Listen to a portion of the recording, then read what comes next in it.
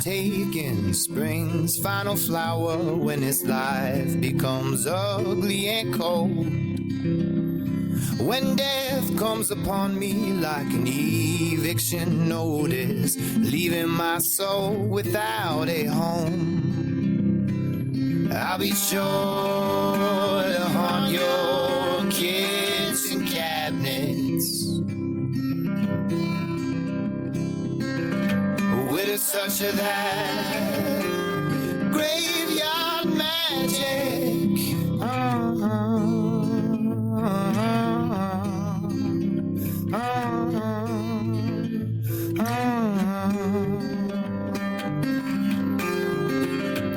When the crickets and cicada both sing just for me, and the owls all bow with respect. When death goes a-prowling like a wolf through the forest and finds his way to the front steps, I will be knocking around in your attic. Death can't conquer this graveyard magic.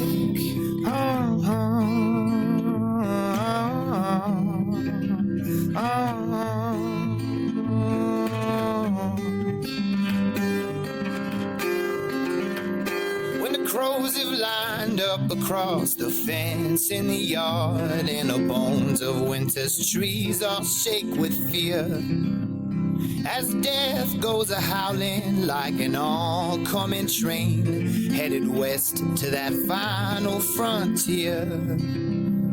Our love girl is strange and dogmatic,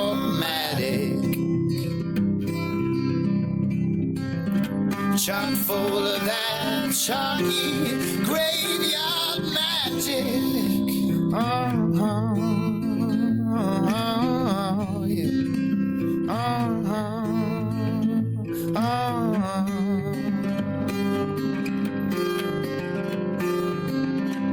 My body gets as light as air, blood trails from the yard up the stairs, and I close my eyes to see you there. I miss you all the best that I can. The spirit pulls for rum loveless, sprouts wings as I onward press, and hey girl, as you might have guessed, I'll be that angel singing to you from the band.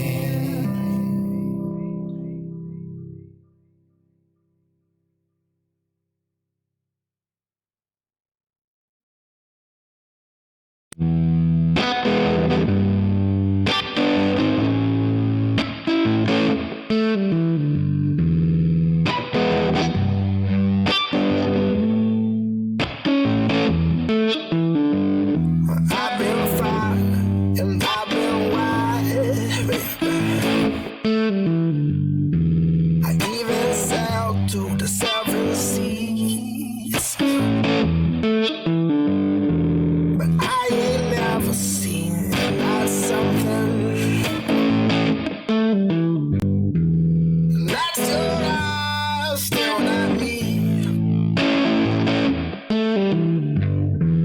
Pick up my suitcase, head on down the road, and baby, when I come back, by then my love might have even sold. I said, I don't want no skinny woman. Are we streaming on Hey. No, we're just on Twitch tonight. this, isn't it? Oh, Mhm. I kind of remember. YouTube is Oh, we're being live. difficult. We are live. Of course. How's everybody tonight? Yeah. How you guys doing? Doing good. Same. Likewise. Struggling a little bit to keep the eyes open. It's been raining here, so. Yes. Uh, It's been raining all day here too, so. I I love sleeping to the rain. Sound of rain on rooftop, that helps me sleep so much. I don't know. The sound that. on the rain on this house's rooftop is a little excessive. What do you got, a steel I don't roof or think something? it's that bad. No. There have been instances Imagine where the oh my god, that'd be hell.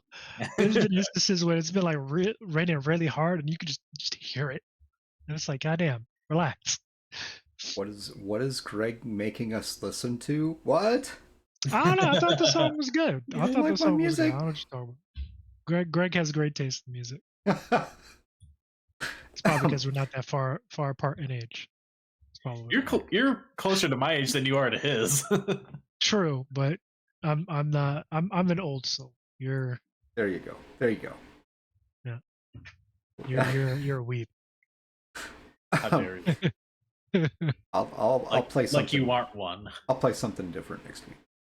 I am. I completely admit it.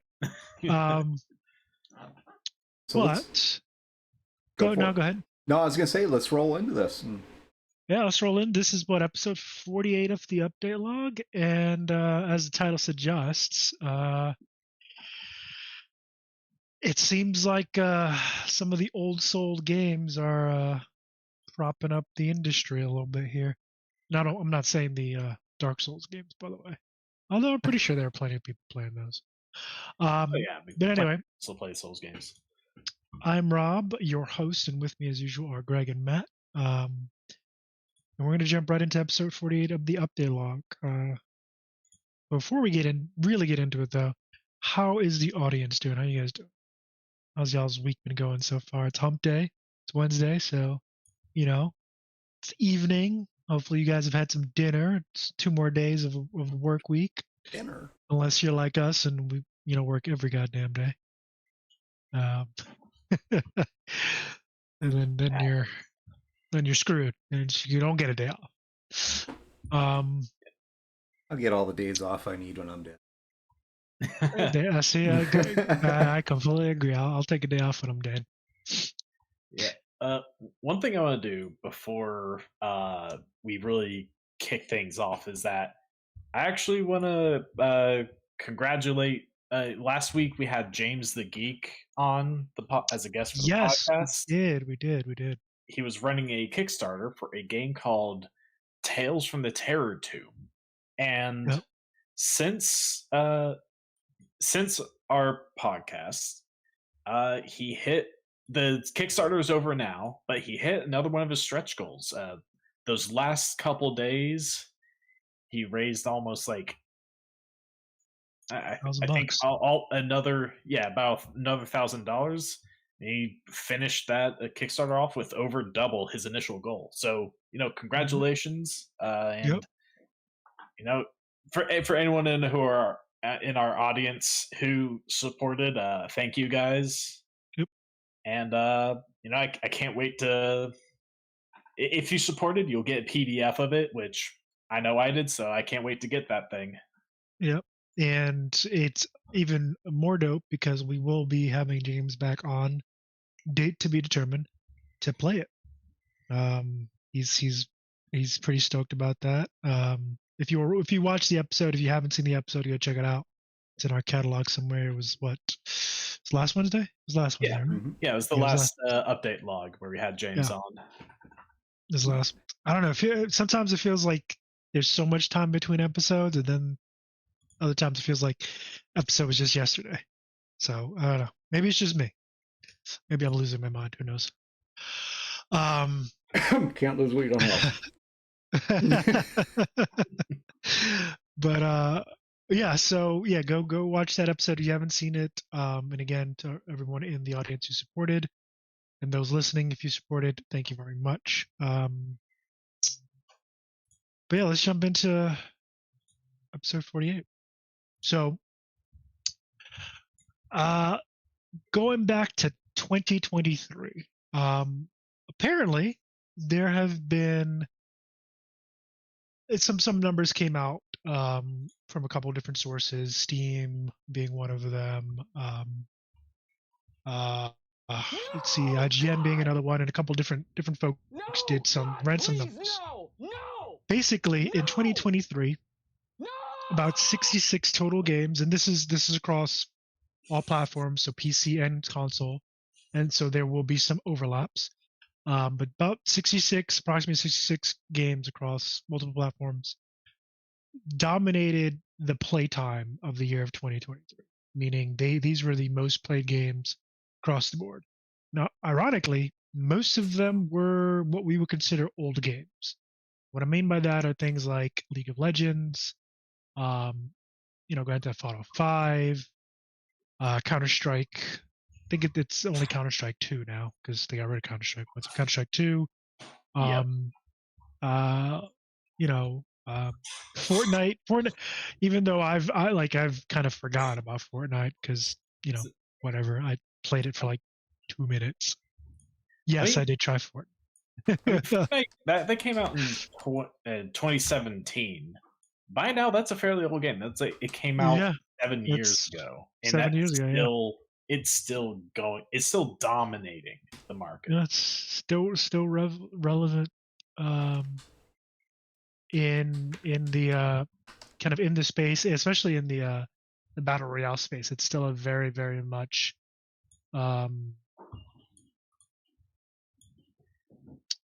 played game, and that and that's in the face of things like Valorant and Apex Legends. That and PUBG birthed the battle royale genre. So well, PUBG was at the top of the game, and then Fortnite came along. Fortnite took their crown. Yeah. PUBG walked so Fortnite could run. Pretty much, because Fortnite, this is some Fortnite lore. They actually made a last minute pivot in their development to become a battle royale.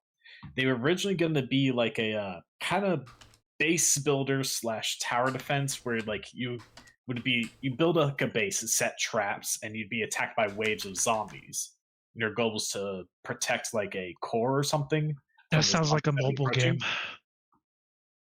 I don't know. I mean, it's in 3D space. If you've ever played like Orcs Must Die, well, yeah. I've never played it, but I've seen it. It's a similar idea, but in a more open like format, less like all these halls and stuff. That's what it was originally going to be. And I remember my brother actually got it in like the early access when it was still that. He played a little bit. And then they decided to make the battle royale pivot, and then the rest has been history. One of the best decisions anyone has ever made, apparently, because it made them $20 billion. Yeah, whoever was the one who made that decision to pivot to the battle royale, they are surely swimming in money because they did the best thing for their company anyone ever could there. They did. They really did. Like it was a good call, but given the popularity of PUBG at the time, it was also a risky call, because PUBG really did have at the time a stranglehold on the battle royale market. They were the kids on the big kids on the block. But at the time, battle royale genre was still developing very quickly. It was. I mean, PUBG is a variation of a mod. I want to say it's a DayZ mod. And DayZ was originally like an Arma 3. It all originates from Arma 3 mods. Yeah. And it just sort of ended up becoming its own thing. Kind of like how the MOBA genre came from Warcraft 3 mods. Yes, Warcraft 3 mobs that then morphed into Heroes of New Earth, one variant, and then the variant that we all know and love. Well, two variants that we all know and love. Dota, Defense of the Ancients, which is now Dota 2, and League of Legends, which I played a lot of back in college, so like 2009, 2010. Yeah, I played it. Why would you subject yourself to that? Because I didn't know any better, and back then the community wasn't as toxic, wasn't as bad as it is now. It got bad when it became esport. That's when shit just went downhill. I'm just saying, I wouldn't wish League of Legends upon the worst of my enemies. It's not that bad. You're overreacting. You're confusing it with the Overwatch community. Overwatch community also not bad. I used to play Overwatch as well. Back in Overwatch 1 before we got to Overwatch 2. Yeah, that community fairly toxic as well, especially since I played non-meta characters. Oh yeah, that fucking. I was a Junkrat main. You're still a Junkrat in real life. Listen, I saw the crazy Aussie with a grenade launcher. The grenades like bounce around. You could lay traps. I was like, all right, this is my boy. That's what Matt's. It's always one for the weird guys. I mean, look at him. That's always just look at him. Speaks for itself. That's always been what I've been about. Okay, speaks for itself. I see the weird option. I'm like, okay. Any community does. You are correct, Infinity Core. Yeah, I think especially competitive or team-based competitive. Yeah, I think those generate the most toxicity because now it's not just you that determines your success or failure. Yeah. You have a whole team of people that you have to rely on to try to succeed or fail. And now you have this whole toxicity of like, oh, well, it's your fault we lost. You're playing that trash character, or stuff like that. Yeah, playing the weakest character, or you're making stupid plays and shit like that. Yeah. Or maybe they're just looking for a reason to not play themselves. Again, but I'm not part of I don't play Overwatch anymore. I haven't played in a long time. So I'm happier for it, I'll say. But I mean, if you do enjoy those games, then all the power to you. Whatever type of game you enjoy. I will judge you slightly. I've just discovered that team-based competitive is just not for me. Me either. Team-based competitive. Yeah. Welcome, Foxy Cass.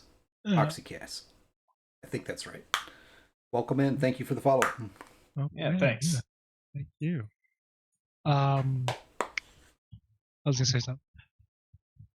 Yeah, I mean, competitive for me. Competitive games are similar to your MMO games that have been coming out. I like them. I still enjoy them for what they are, but I just ain't got fucking time for them. That's what it is. Like, unfortunately, those kind of games, especially the way that they're building them now, the live service model piece, because again, competitive games are fall into that genre as well of live service, that you pretty much have to play fairly consistently to either stay at the top of your game or to not miss out on things. And actually that's a really good segue into the reason why some of these older games are that they take up the majority of the playtime according to the numbers. Again, is this a precise value? No, but it's an approximation. So, from my opinion, and go ahead. Rob, before we run over there, what are some of the top games? Let's see. Let me read off from my notes. Well, we have GTA 5 or Grand Theft Auto 5, Roblox, which I never played, but I heard of. Minecraft is another one, League of Legends, Fortnite, Modern Warfare, and Call of Duty, obviously. Dota 2. Let's see. Counter-Strike. But I don't know if Counter-Strike should even be on that list, because that's kind of a moot point, because Counter-Strike is always there. Like Counter-Strike, for those of you who don't know, Counter-Strike was one of the early 2000 games. Basically, it's a FPS, competitive first-person shooter, that was out during that time. Kind of came out around the same time as Halo, maybe a little bit after, if I'm remembering properly. But that one's always been a mainstay. It's really popular in Eastern Europe, so like Russia, China, a lot of Eastern countries play this game. Super popular with them. I played it a little bit back in the day. I could be wrong here because I don't play most of those games. Well, I'm barely play any games at this point. But I think one common denominator in those games is possibly that they are multiplayer PvP as well. Yeah, Yeah.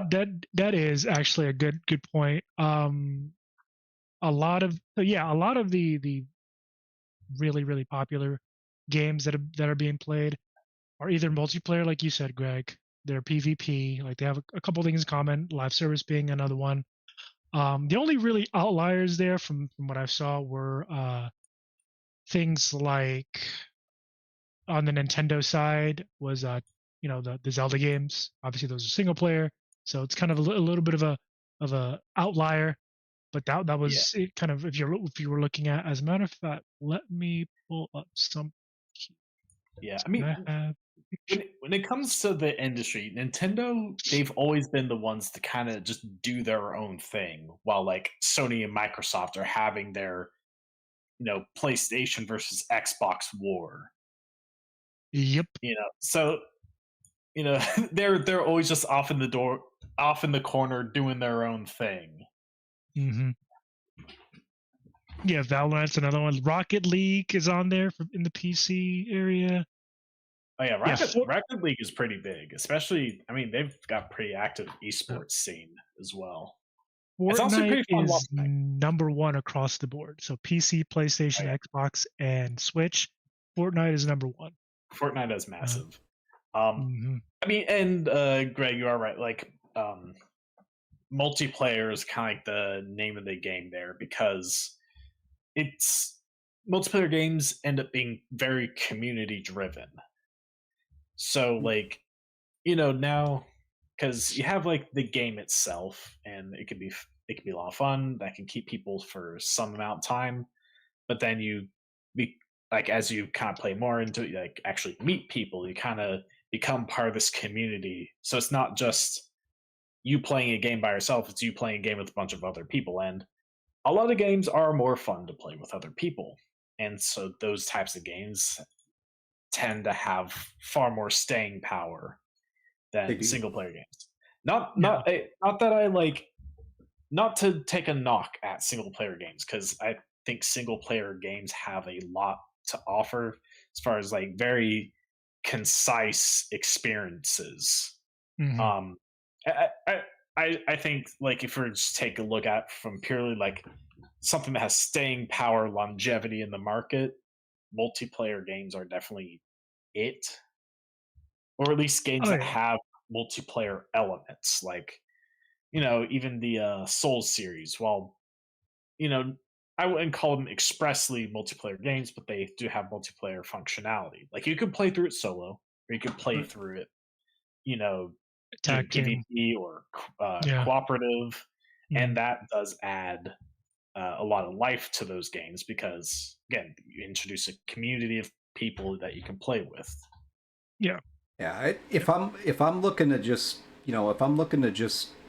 chill for an hour or so, then it's definitely going to be a single player game. But absolutely, the benefit, and stick around, Infinity Core, we're going to specifically talk on something that you touched on already, and that's the specific audience piece and building a brand. But when I'm looking for, when I'm not looking for that, when I'm not looking to just chill and wind down, then that's when I want to do something as multiplayer, because it after playing a single player game for so long, you got to really be into whatever it is you're playing to spend long periods of time playing a single player game, especially after you've gotten to the point where you've hit that end stage of the game a couple of times. So there's times when you're looking to just have interaction with other people, so you're going to play a multiplayer game. Unfortunately, like, for me, I'm not big on the PvP piece, but there are times when I'll go in and do some PvP just because that's where the people are. So I'll go in and die an insane amount of times, and then I'm feel fulfilled for the night, I guess. Just get your ass kicked. You're like, okay, I guess I'm done. I do still have PvP games that I enjoy. Like, it's actually been a bit since I've played it, but I've always been big into Super Smash Bros. Rage I quit. mean, he picks Kirby. According to his brother, he picks Kirby, which I mean, obviously. I mean, guess who my main is? And apparently, he took a crap character and made it good. Kirby is a low tier in that game. Not a good character, but I love that boy. All right. It's okay, Matt. You're low tier too. It's all right. Wow, that is just rude, man. That is an insult. I love you, man. I'm gonna remember that for later. Okay, Okay. that's going in the pocket. You're gonna get some petty revenge later. All right, fair enough. Am I gonna have to like get in between you guys, because that's a really uncomfortable spot for me? It's usually, you know. Nah, you don't have to Nah, be it's involved in okay. this. Okay, Unless you want to get alright. caught in the crossfire. Caught in the crowd. Yep. But yeah, then Rage quit on Holy Pond. Yeah. I here's the thing. Ironically enough, as someone who's played a few of the aforementioned, games like Counter-Strike and Dota and League of Legends, I've never actually raged so hard that I broke anything. Never. I've never broken a keyboard or a computer screen, because for me it stems from the fact that I'm sitting here, with my equipment, and I'm like, I have to pay for that shit if I break it.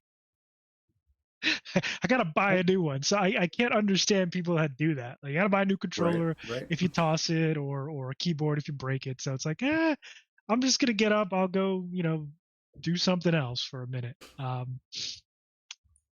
I don't think I've ever like, rage quit a game. I don't think I've ever done that. It takes a lot to, like, for me to really, like, just be like, you know what, fuck this shit, I'm done. I haven't either. Okay, yeah, shit.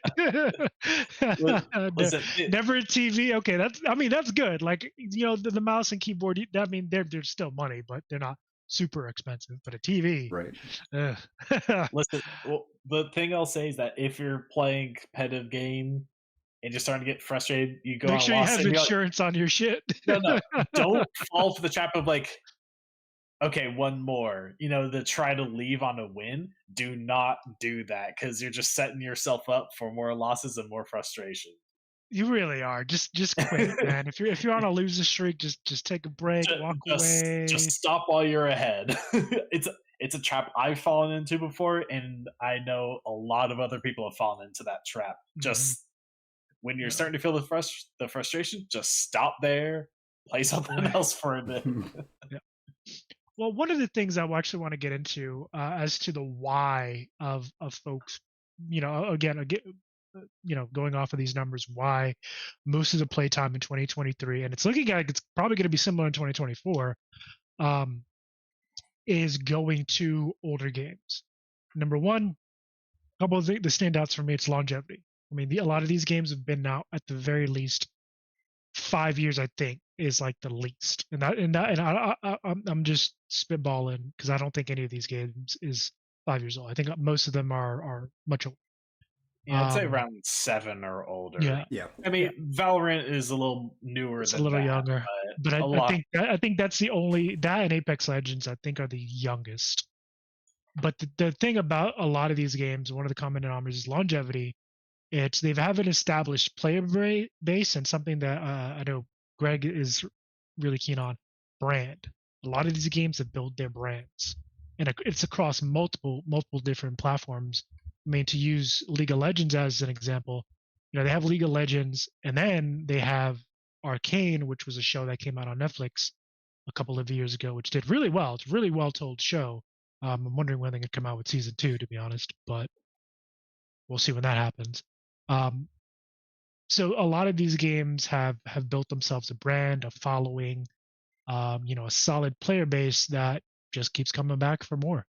So that's one of the reasons.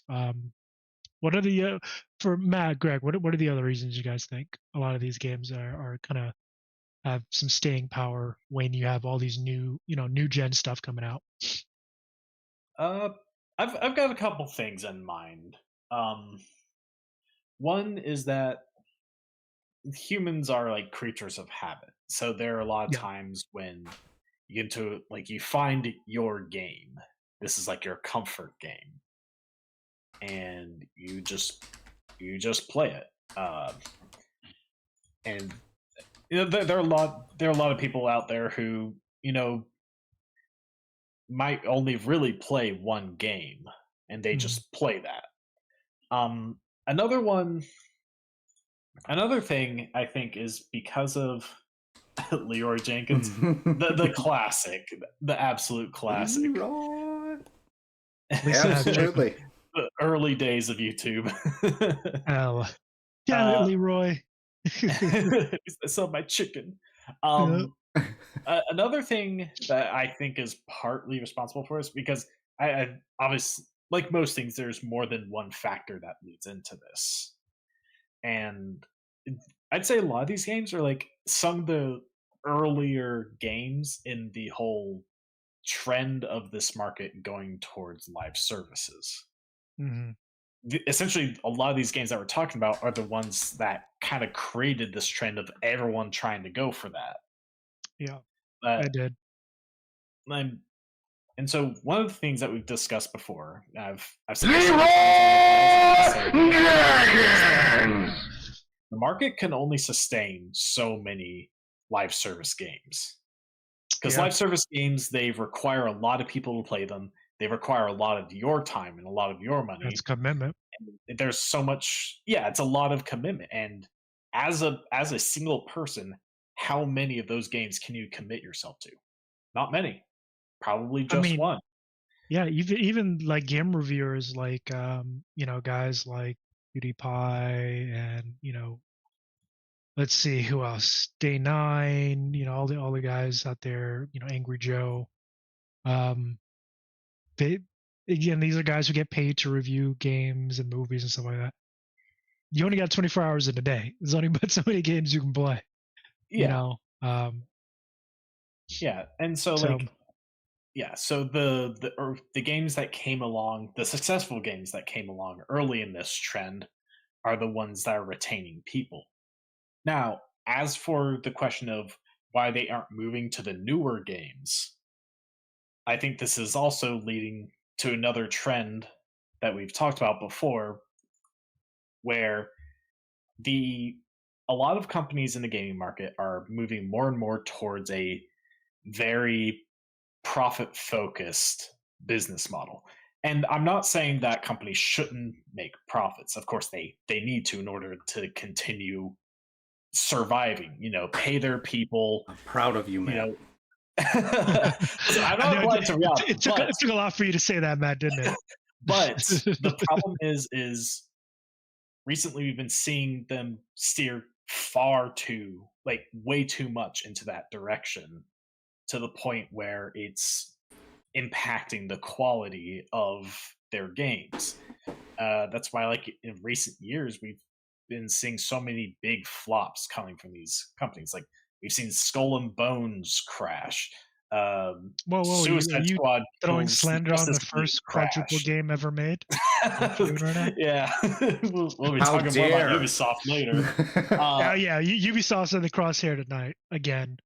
Yeah, shock. But the thing is that, like, we've seen so many games come out that are so focused on trying to make as much money out of us as possible that they don't bother. Like, they're more than willing to sacrifice the quality of their games in order to get that quick profits, chasing this low-hanging fruit, and it's starting to bite them in the ass. And I think a lot of these games get repetitive.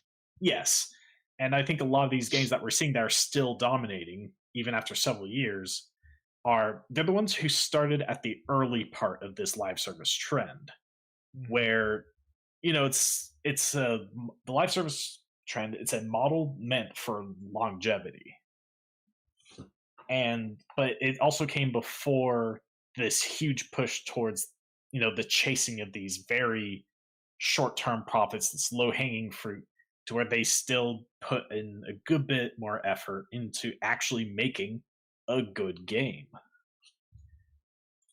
Yeah. Again, not that even back then you didn't have people doing this low-hanging fruit. I mean, EA with their FIFA and Madden games, that's been going on for a long time. But I feel like I feel like that's probably one of the reasons, at least in my head. Well, some statistical pieces to this. I think last I looked, the average for live service subscription-based games, the average subscriptions across the board in these games, generally you're averaging like 13, 14 months is what a person's going to subscribe to that game, which makes live service hugely profitable because where you're and on top of that you're selling the game to begin with. But it's a full box price, and then you have a subscription on top. Right, you're basically doubling your revenue off of that game. Yeah, I mean, some games are free to play, but then have the subscription service or live service model. Overwatch 2 is free to play, but it's also live service games. Now you have cash shop stuff. I think that is why. And I can't remember where I read this, so please take it with a grain of salt. But I did read this is a bit ago, probably sometime last year. I was doing research probably for one of our episodes, but it turns out that, again, while, like you said, Greg, a lot of these live service games come with a full box price, meaning $60 to $70 nowadays, plus a subscription on top of that. It actually turns out that a lot of games that are free to play have an optional subscription and or / cash up actually make more money in the long term. And it's a couple of things, but for me, one of the things that I read was it's the psychological thing. Kind of, it circles back to the mobile model where, hey, we have a sale for this premium currency. You get, an extra 100, silver for $5.99 or something. You get 100 stacked on top of that amount. Or like they're running sales stuff. I mean, we saw when we played ESO. Saw that bullshit when we played that. The crown sales. Yeah. Yeah. You have to pay, $15 to get a vampire bite that you can get for free in the game. I mean, Bethesda guys, come on. Listen, Bethesda, they were. I mean, ESO. Not quite Bethesda, ZeniMax. Yeah, it's ZeniMax, different company, but still. I mean, ZeniMax is the parent of Bethesda, it's parent. But that company, they're one of the first to really do microtransactions, as we know them now today. The good old Oblivion horse armor. Nah. That was the progenitor of the modern day microtransactions. And again, it's that. I mean, For those of you who don't know, or maybe something that you probably might not have realized because you don't think that deeply about it. And again, that's not like a dig or anything. But a lot of games they use a lot of psychological. I don't want to say tricks because that sounds shady. But they use a lot of psychological tools. I'll call them tricks. I'm trying to be kind. To invest the player in this, whether it's the story, the world, the characters, or all of the above. They use a lot of psychological tools and pulls and triggers and hooks to invest the player into which, again, on the surface it's not a bad thing, because if you're crafting a good story, you're gonna do that by design. If you're crafting a meaningful story and characters, those are going to be hooks to pull the players in by design. However,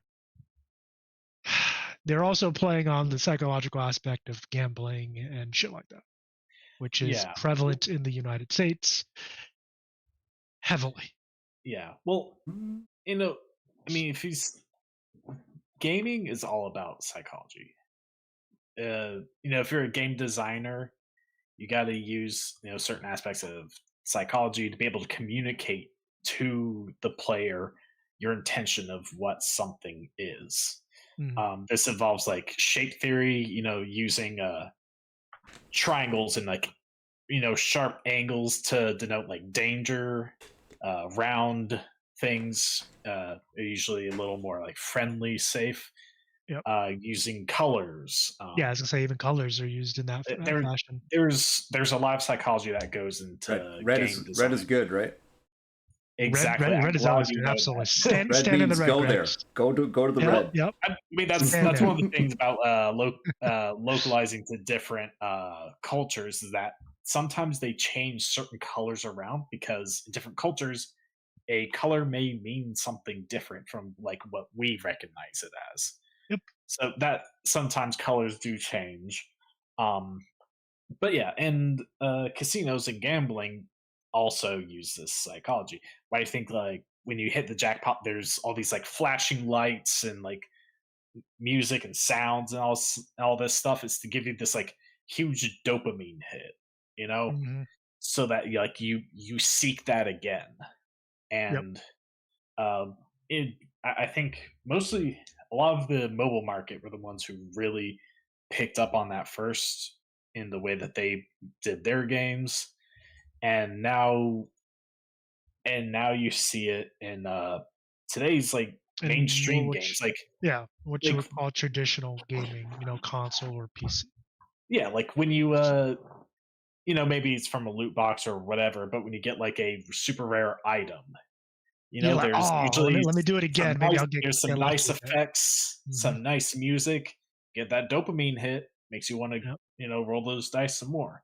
Yep. So I gotta back up a moment because Yeah. the conversation like went way beyond. You asked a question a little while ago. And Yeah, I did. Us And getting off track. Matt ran with it. Absolutely, man. He just like Ran with that shit. gone. Sprints to the finish line. I just said. We never do that here. Wow, where are we? Where are we going? We're so far away from this question now. So, let's take it back. Greg, Let's take yeah, it I back. want to hear your answer to the question, well, and the audience as well. and I'm a little bit passionate about this. That's why I'm backing this up just a little bit because I think it. The main thing that you see right now, the commercialization piece, absolutely, with the microtransaction, all this, that definitely is. That's a painful spot because you're monetizing these. People are going to play these games for, relaxation, entertainment, and then the idea that you just have to keep paying and paying and paying and paying and paying. That that definitely wears on people after a while, especially in an economy that's not necessarily super strong anyway.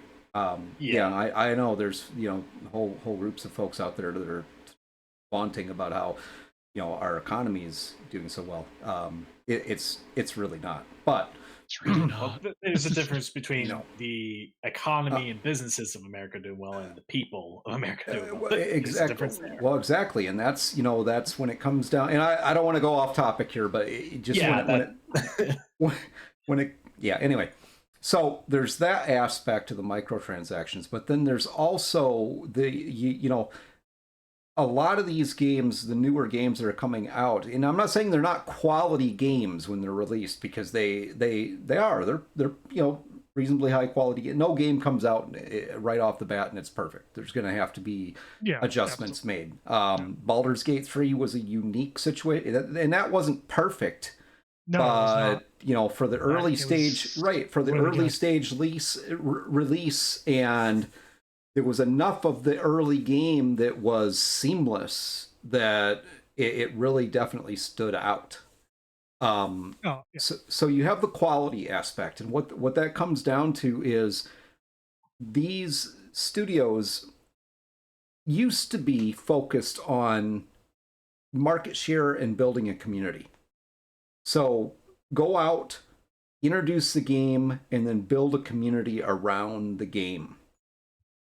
And that's a value thing because you're listening to, you're interacting with your community, you're listening to your players, figuring out where do we need to make, what can we do to fill the holes for people? What do you want to see in this game?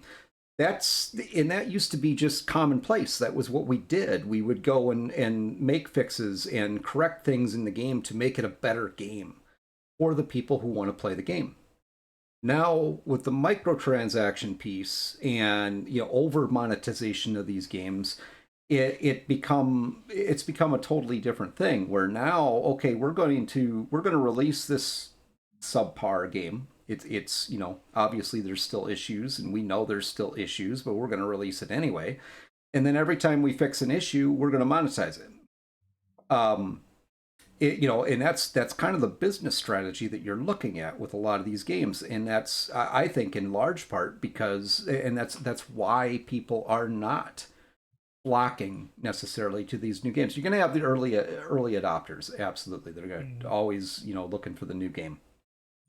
But then when you look at these guys that, like myself, I've been playing, there's older games that I play. Hell, I still play Skyrim. I mean, I like that game. 13-year-old game. Yeah, it's an old game, but let's be real, that's a good game. But that's the piece right there. Is the quality of the game.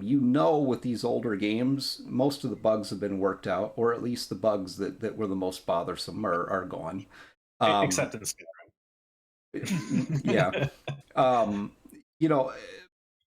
And that's important. And that's why people are sticking with those games. Plus, they're not over monetized. I mean, a lot of them, you pay for it once and then you have it to play forever.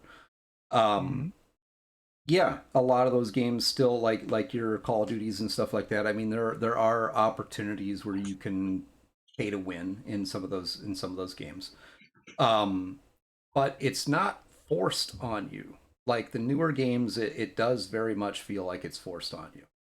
Oh yeah. They show you the big shiny thing and then put the price tag on it. You want this big shiny thing? Well, it's going to cost you. Yeah. Yeah, I mean, one problem is that they make the game a bitch to play without it. Like, we've talked about before in ESO, the craft bag. Yeah, that was almost the main. mandatory.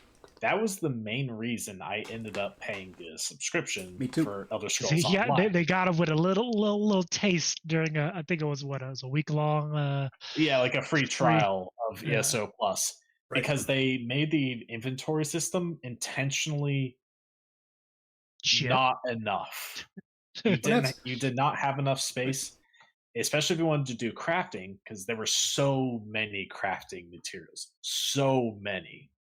So that you couldn't hope to have enough space for all of those, much less anything else you want to keep in your inventory space, like furniture items, gear, etc. You couldn't hope to really do that without the craft bag, and that's the problem. They design a flaw to sell you the solution. It's pressure, and that drives a lot of people away when they feel pressured to pay that money. Well, just to round this off, we established that the live play, the subscription-based games are the idea there. That sector is legacy games, where you create a game that people are going to play for a very long time. Yeah, absolutely. The problem is that we're no longer creating legacy games to put into that legacy space. That's the problem. Because these games they're so heavily monetized that's what the game has become about, is about how much money we can make. And I'm all about making money, but take care of your community, build a brand, build a legacy game. If you're going to put this game into a legacy space, build a legacy game. And that's what I don't see happening. A lot of these games are really they're not designed to be legacy games. They're designed to take advantage of how much can we make quickly, and then on to the next project. Absolutely. Yeah, and that's like one of the reasons why Helldivers 2 was so successful, because a lot of players can tell when they aren't being respected, when they're being pressured so much to fork over every penny that they have by the game they're playing. Mm-hmm. And Helldivers 2 has a lower upfront cost, just $40. So it's a lower bar to entry. And I haven't played it myself, but from a lot of people that I've seen talk about it online, that when it comes to their microtransactions, that they don't feel pressured to buy those things, and so because of that, they're more comfortable buying those things. It used to be the free weekends, like Bethesda's marketing tool with the free weekends thing that ropes people in. I remember a time when the free weekends, you could get your free weekend or your free week, but you had to sign up for it and put your credit card information in. And then it would automatically roll into a subscription. Probably without telling not, you, right? Well, it's not. It told you in the original, but who the hell reads that shit? You know, Yeah. you have 50 pages of stuff. I just want to play the game. So click, sign me up. That was a very, very adversarial way of approaching it, and I don't think anybody does that anymore. But I remember when they used to do that. Absolutely, you'd get your free week, and then it automatically roll you into a subscription. Right in. Yep. Yeah. Yep. The free I know trial. folks still do that, but I think they've made it very obvious up front, because I think enough of them got called out, probably taken to court over that. You know, where people are like, you know, you buried the fact that it roll over and all this shit that no one reads. But I've seen a couple that, you know, that they tell you, hey, you know, after this trial period, it'll automatically roll right in, so you have to cancel before then. Some folks even, you know, some, like, I think one of them is Amazon Prime, is even, if you're doing a trial of Prime, they have a setting where you can get like a week before your trial ends, you get like an email that'll tell you, hey, Right. you know, your trial's about to end. Do you want to renew, kind of deal. So I think enough folks have gotten in trouble, or it's become a headache where people are like probably taking them to court or whatever. They put that in. But yeah, like that's definitely an aggressive practice to just like, yeah, you know, here's your week. We're not going to tell you we're going to roll you right into a full subscription, because, you know, of course you want a full subscription. Right. Yeah. And yeah, a lot of people can tell that when, you know, a game is trying to be like predatory towards them in its monetization, and that a lot of people are like that can generate a very much like defiant nature in people. I know it does in me. Like when I play a game and I start to feel like pressured to buy shit, that makes me not want to buy it even more than I did before. Because at that point, it's like, now I'm acting on principle. Now I'm acting out of spite, because fuck you for pressuring me for trying to get me to spend my money on this. Matt's a spiteful motherfucker. I mean, I think a lot of people are when they get pressured that way. I ain't gonna lie. Yeah. Everyone has a bit of defiance in them. And when you pressure people, there's always that urge in you to just fuck you. Well, it totally defeats the idea of building a brand, building a community around your product, because you know, you're really just looking to, again, you're just looking to make as much money as you can. You're taking advantage of those folks. And yeah, it's a bad practice. Yeah. And so I think that is like one of the big reasons why a lot, like that data that came out, a lot of those games are the older live service games that, you know, built for longevity, but didn't over monetize the same way that you see a lot of the newer ones that come out over monetize themselves. So would you say that a lot of we're considering older games, you know, like kind of the first generation of live service, do you think they struck a good balance between, again, making their profits and making their revenue and monetization? Because one of the examples that didn't show up, but I'm sure it's high up there, is World of Warcraft. Now, World of Warcraft, you know, like EverQuest and a lot of those other games, was definitely in the first generation of subscription-based, you know, live service models. No. And they've since transitioned to, like, you know, having a cash shop and other you know, features that you can pay for. Yeah. Yet they still have a fairly high player base. I'm pretty sure I think last time I checked, it was like still 7 million, you know, monthly subscribers. Yeah. World of Warcraft is an interesting case because it's been out for so long and it has changed so much over the years. I haven't played World of Warcraft in a long time, so I can't say much about its quality today. I assume because it still has a strong player base, it's still probably a good game overall, just maybe not quite for me from what I used to enjoy in it. Yeah, I haven't But played it in a bit. I played it like maybe I think the last time I played was like a month ago. yeah, It I mean, has changed quite a bit. It I will say this. Started a fresh character, played and leveled it all the way to max. The game is not it's no longer about the journey. It's everything is all the fun stuff happens at Angie. oh yeah, I mean they give when you Yeah, you get a level when you're like boost. a new player and you Mhm. buy the game, they do give you like a level boost, Yeah. so you can get straight to like the most recent expansion content. Yep. So that there is that, but like, I mean, is it over monetized? I mean, it's Activision Blizzard. Everything coming out of that company is definitely over monetized, but uh, there's a couple things that lets them still survive despite that. A legacy. Yeah. Activision Blizzard has some of the biggest IPs in the entire gaming industry. You have especially like Warcraft and Call of Duty being the like two giants. Mhm. They've been around for a long time. They have a very dedicated fan base that has stuck with them through all the bullshit that they've pulled. Surprisingly. And It's underneath, like it's an abusive relation. It's Stockholm syndrome. it really It's- is. And like the thing is that do I think that they've taken some hits to the quality of the games in the chase of that monetization? Absolutely. Yes, 100%. but I can tell you really, as a recent player, yeah, they have.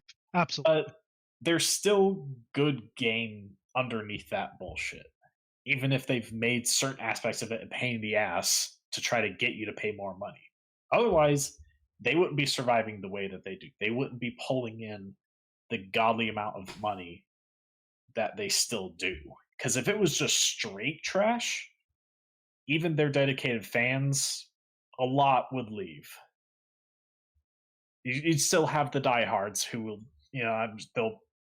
there are probably some people who will continue playing whatever they put out because they're that diehard fan. But if it was straight trash, they wouldn't be succeeding the way that they still are. That's So true. And again, you hit on still a good point. game, just buried underneath all the bullshit. Yeah, you hit on a good point. That's the point there. They have maintained a good enough game where it keeps the majority, while again they've made some mistakes. They've had some growing pains. Because again, the landscape of the gaming industry has changed drastically than when we were younger, playing a lot of those older games. It is very much, if it's a live service game, and again, this is a general broad stroke, but if it is a live service game, it's no longer about the journey. A lot of games they're built to drip feed you content, to keep you coming back, to keep you playing.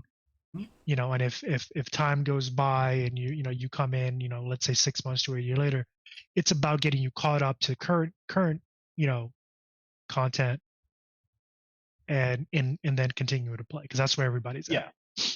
That's where the community is, like that's where people are. So that's why they give you like the level boost to send you straight to the most recent content. That's why, like, I mean, hell, I've been playing Monster Hunter World religiously for the past while. He has. Early game, they give you a super powerful set of armor and a really powerful weapon. It's not viable late game, but early game, the shit is OP because they want you to get through that faster, so that you can get to the expansion content. Iceborne, fantastic expansion, by the way, adds so much to the game, and it's designed to get you there faster to where all the people are at. Yeah, absolutely. Like that's what it's designed to do. Which, ironically enough, it's a good segue into kind of a continuation of this particular topic, but from a different stance. Or rather, it's the last little piece. Most of these games, kind of the data shows, and again, take it with a grain of salt. It's an approximation, not an exact number. But a lot of these games are played by what are called mono gamers. I don't know if that's like an official term or what have you, but these are pretty much folks that just play the one game. You know, whether it's you know, busy adults, parents, you know, who only have time for the one game. Whether it's, you know, Counter-Strike, whether it's League of Legends, whether it's, you know, World of Warcraft, like they play that one thing. Oh yeah. And which is crazy, because I think in the last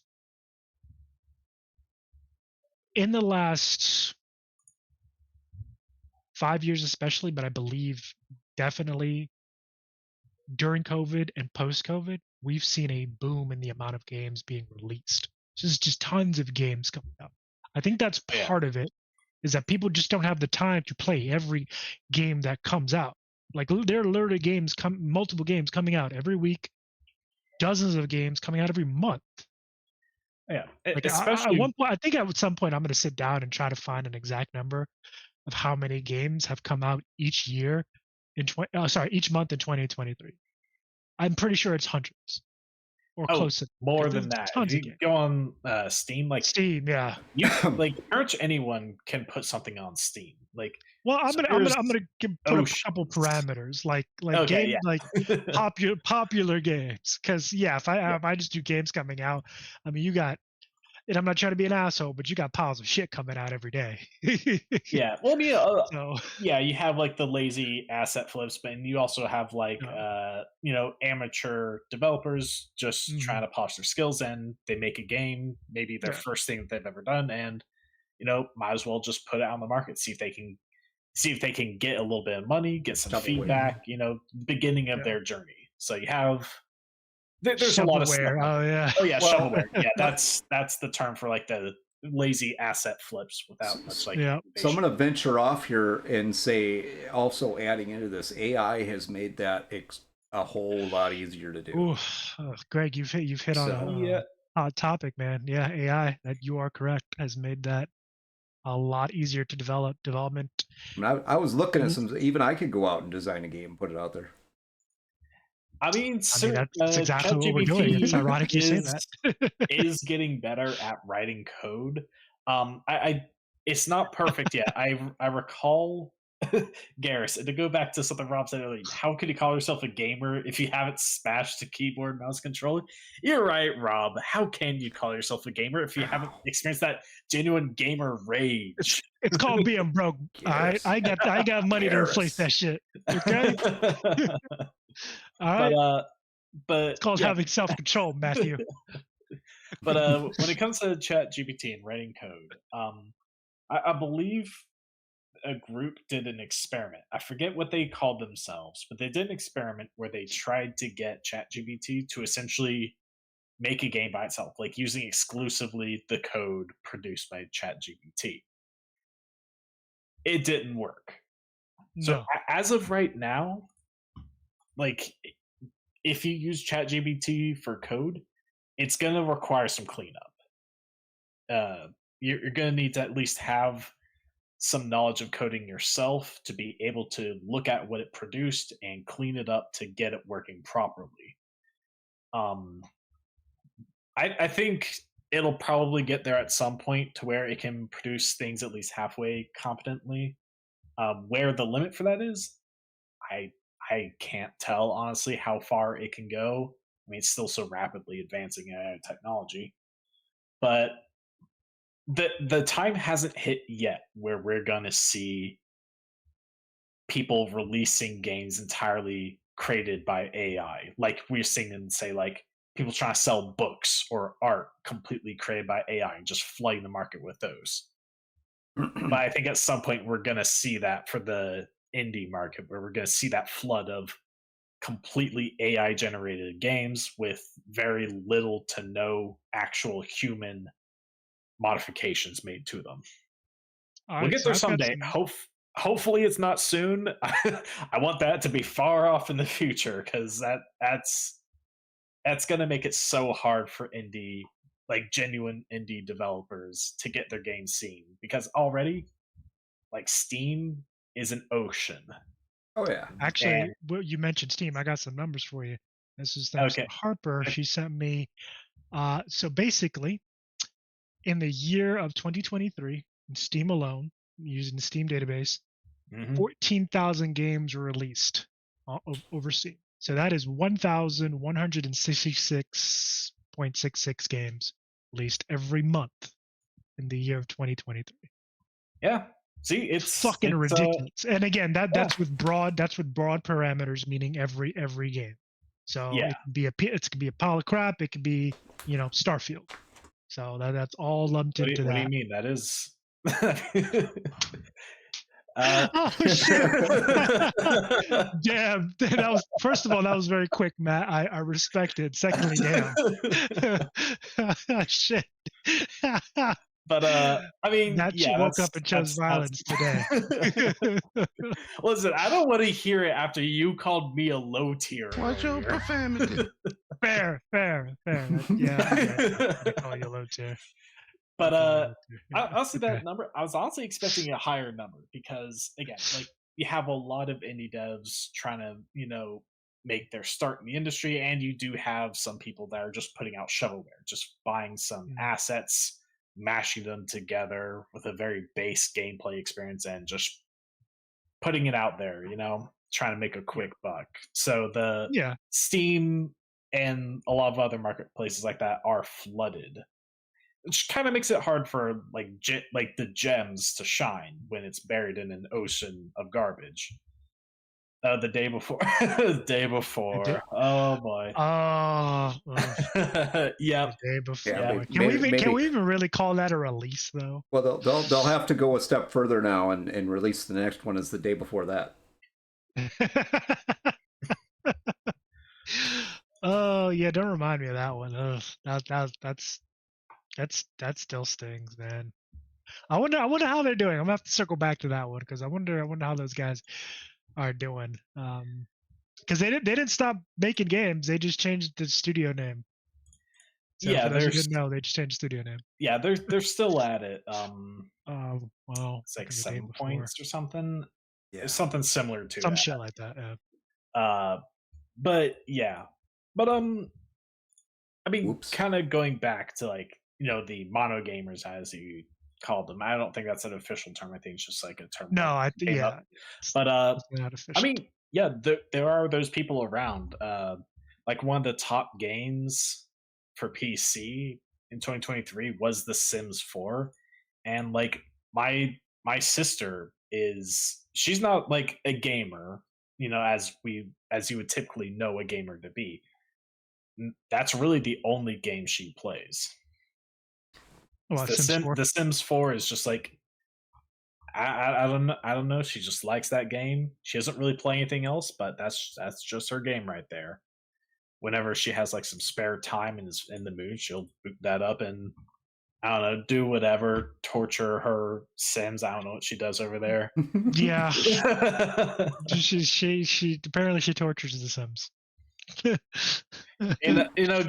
She gets the intrusive thoughts out in a safe way, in a safe environment, in a simulation rather than real life. So, I'll give that one to her. Yeah. But yeah, those people, they do exist. People just have that one game that they play, and that's their thing. Switching gears here for a quick second, kind of continue that monetization piece and kind of the transitioning piece. Apparently Discord has also joined in the kind of advertisement space. For those of you who haven't kind of been keeping up, this comes about for a couple of different reasons.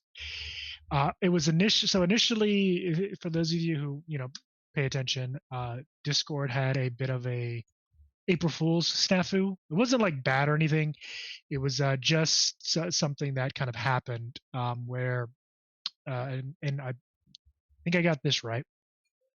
Basically, I think it was kind of like a loot box thing. I didn't actually participate in this. That was the joke that Discord like loot boxes. Yeah. That was their joke. Yeah, I didn't participate in this. I think literally it just April Fool's just kind of whisked by. But basically, it was a loot box deal, and if you opened this thing, you basically got a clown kind of, you know, border for your profile picture or whatever for the day. And then I think there was a video that kind of went along with it. And apparently, and this again, there's no fault, like it wasn't intentional, but there was a development loophole with the code where basically kept this running in the background for a lot of folks. And while not in actuality, 1.4 billion people were said to have watched this. That not actually the case. Again, it was kind of just a programming error that kind of kept it running in the background. Yeah, so like the video is hosted on YouTube. Mm. And because of this way that they had it set up, the video has 1.4 billion views on YouTube, which is absolutely insane. A lot. That's more than the population of China at the moment, I think. Don't quote me on that. I think China's still at around 1.2 billion, maybe a little more. That's literally a significant percentage of the world's population in views. Oh yeah, it's overnight, like in literally one day. So I'm sure YouTube is like looking at that case, like, okay, how can we prevent? How can we replicate this shit and monetize that? No, I feel like they probably. I don't know. But like advertisers wouldn't want that happening because they're paying out the money, and so if they're generating essentially false views through this loophole, nobody's actually seeing advertisers it. aren't going to be happy. Yeah, exactly. Yeah, people aren't actually watching. Advertisers aren't going to be happy. So I feel like YouTube is probably already on. If they haven't already found a way to prevent that from happening, they're working on it. And I'm sure there are other companies right now looking like, how can we exploit this? Yep. But like Fextra Life Wiki, they'll pull up like their Twitch stream whenever you open up one of those pages.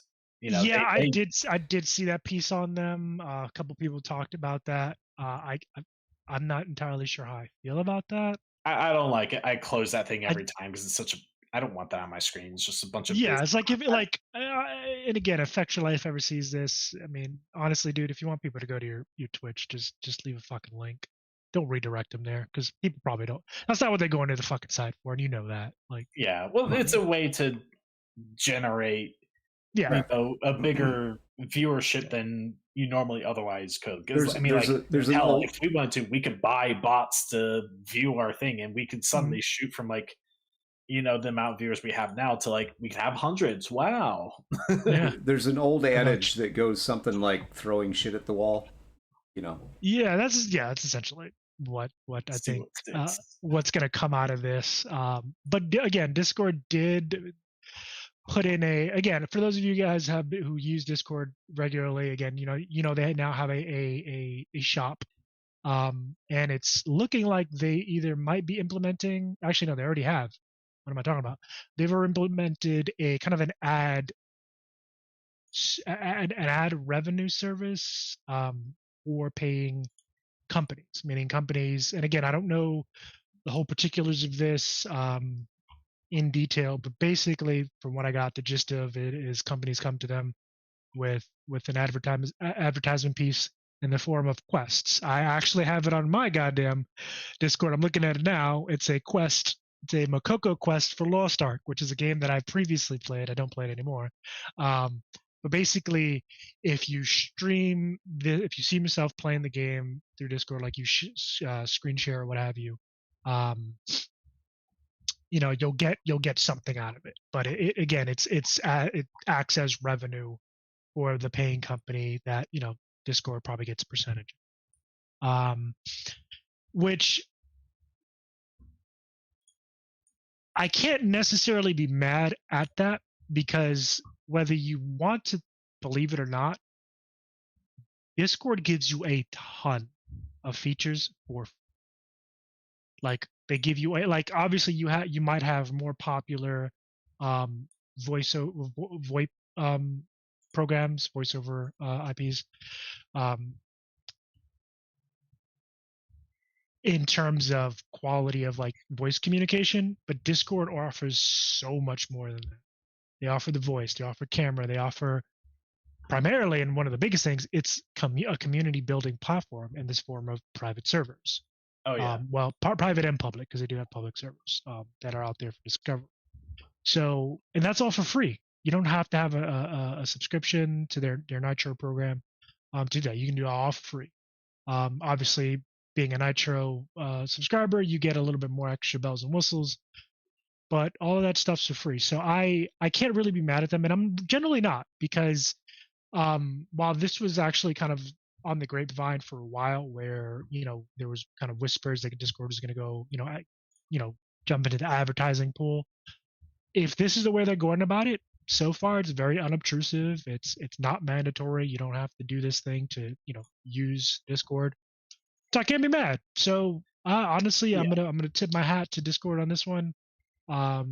They're trying to earn some extra cash for the business. Hey, I get that, and they're doing it in a way that's not disrespectful and obtrusive to their user base. So, well played. Yeah, I'm gonna say, like, they can add whatever monetization options that they want, as long as it's not like interfering, like as long as it's not like obtrusive, like you said, and the quality of the service as a whole doesn't begin to suffer. But like, if they want to add something like this and it's not causing problems for like the regular user, then fine, go ahead.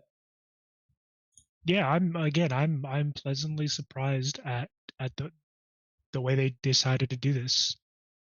And again, I encourage you guys to kind of dig deeper and look at kind of what it all means, because it's fairly new. Again, this came out within the last couple of weeks. So it's interesting for sure. Yeah, it reminds me a bit of how Twitch has the bounty system, where they kind of have those like, it's for streamers. It's like, hey, stream this game, as like kind of like a sponsored stream through Twitch, as opposed to being sponsored directly by whatever game is trying to sponsor you.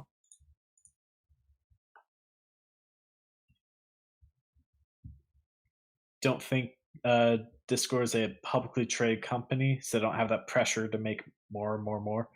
Yeah, you're right. I think it is a privately owned company.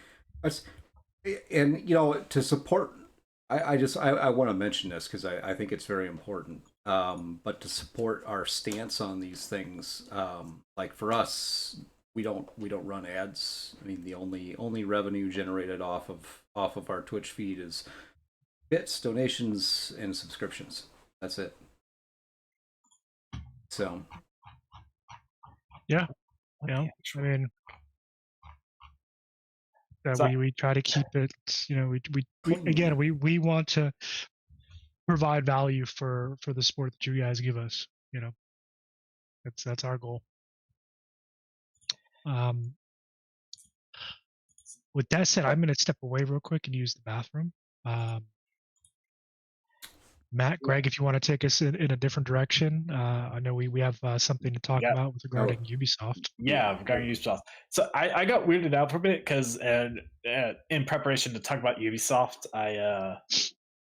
I opened up a link to an article because some of the videos and stuff that I've watched about this, they list their sources, they to other videos or articles, and I opened up a Kotaku article. I got on my tab, and I just noticed. Kotaku. Yeah, I know, Kotaku. They still do put out some actual news, though. But can we call it news, though? It depends on the article. But like, now I'm in my browser, and like when I mouse over each tab, it tells me like how much memory each tab is using.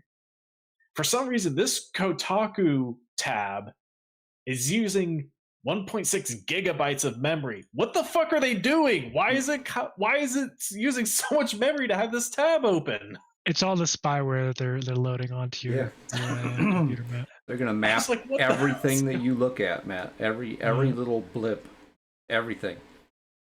Yep. And have a whole profile on you. Pretty It's much, on man. 1.7. What are they doing? They're listening. which That's means- what they're doing. Which means this is appropriate for you, buddy. Yeah. Okay. FBI.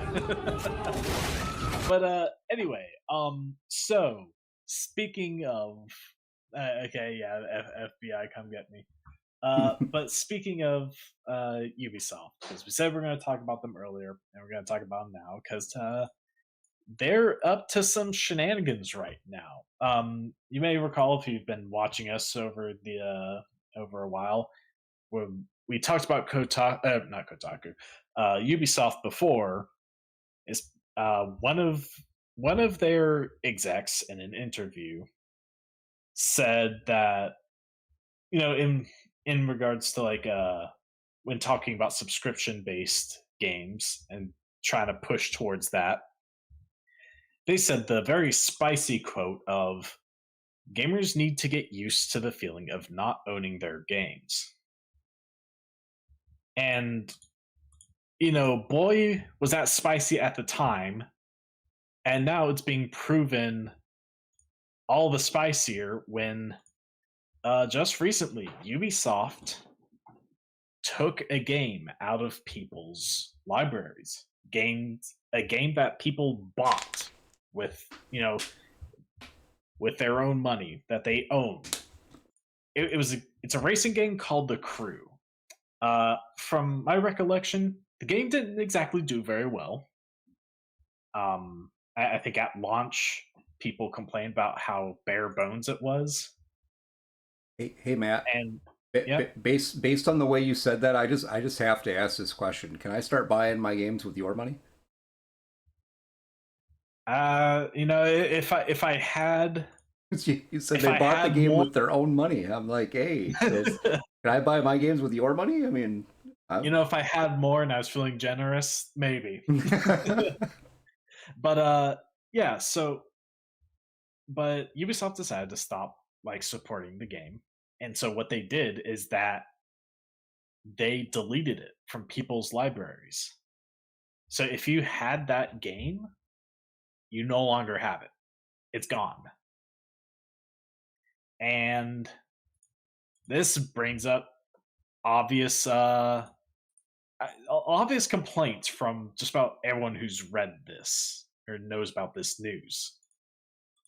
Because that's I don't think it's so out of the realm to call that actual theft.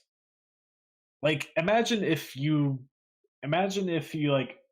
bought a lawnmower from Home Depot, and maybe a few years later they're like, oh, sorry, we decided to stop supporting this brand. We're They gonna come bust into take your it back. garage and took your lawnmower away from you. That's essentially what Ubisoft just did. It's like, and as far as I know, I don't think they even refunded people. So I think they just straight yoinked that game, gave them nothing in return. I believe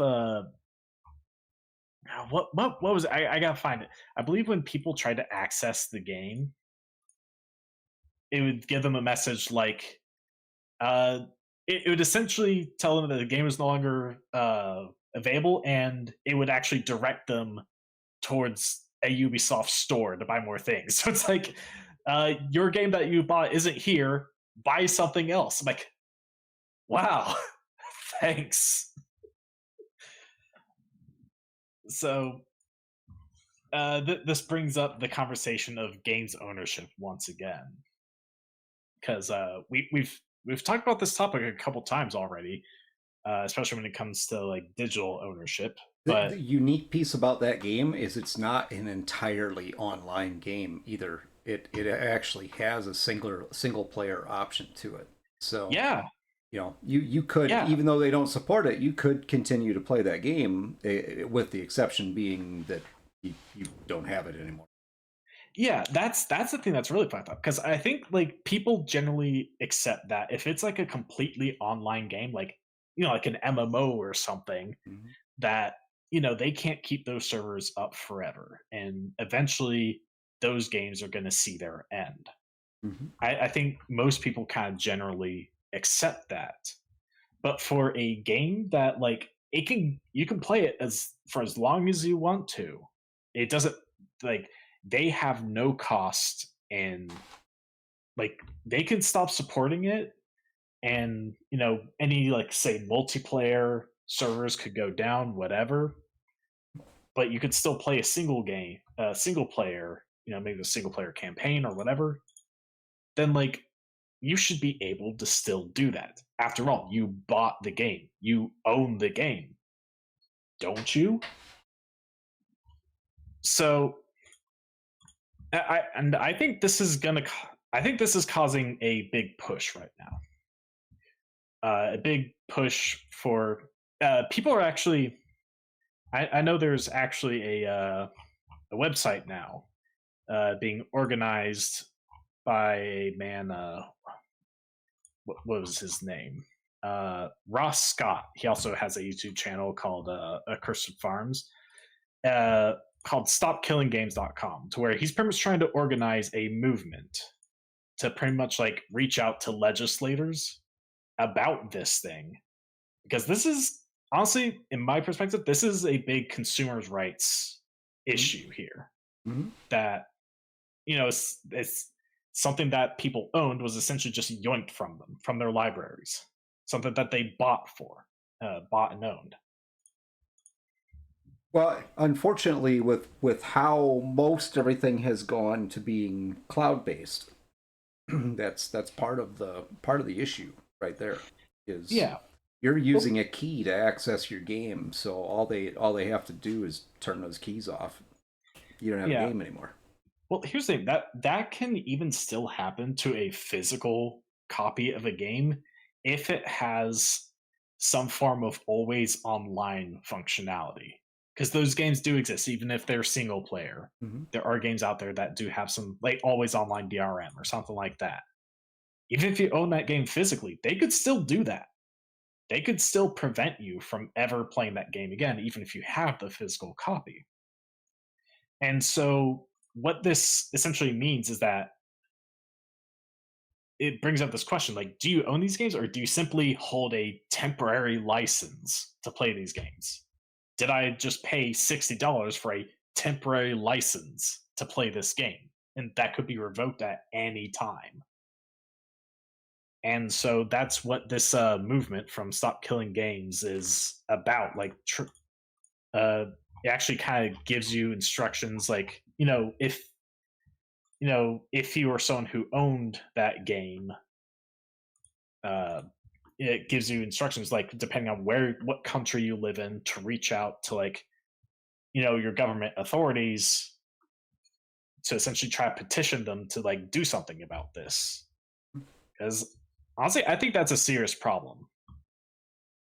And Agreed. if that becomes more common, like who knows what other games that you've already bought could just be taken from you in the future. I don't know, Greg. Like what? Because I've been doing all the talking right now. What are your thoughts on this? I agree. I actually want to hear what you have to say, because you and I disagree on a lot of things, but in that we have very different perspective on things. No, I agree. I agree with what you're saying. A lot of that is, it's like what Ubisoft is saying is that basically it's being put into the verbiage. So they're already creating the game with that capability that they own it. Period, and you're more or less just leasing the ability to use the game. And yeah. I would assume that all that verbiage is in the initial agreement that you have to sign to be able to download the game.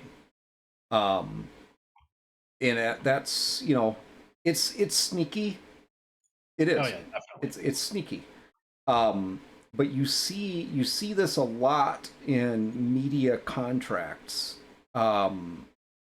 Like taking for instance like the film industry, stuff like that. You see the nomenclature in those contracts essentially by signing the contract or agreeing to do the work or purchase the product in this case. You are agreeing to them owning. You don't own it; they do. Yeah. And that's problematic. There's no legislation or anything like that to protect you from that, and Exactly.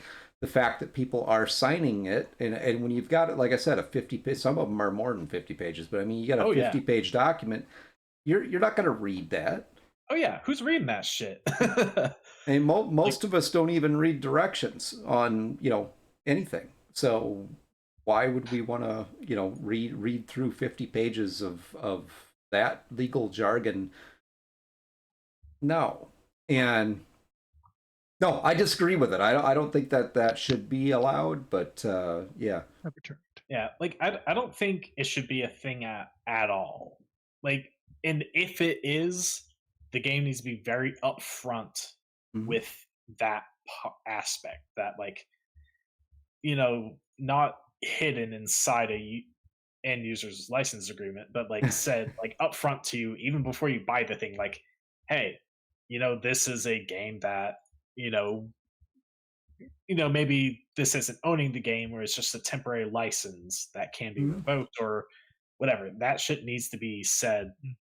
We as consumers need to be aware of that possibility, not have it hidden. The disturbing part to that is the fact that, I mean, Ubisoft is not the only company doing that. They may be the only one so far that's like taken steps in that direction, like deliberate steps.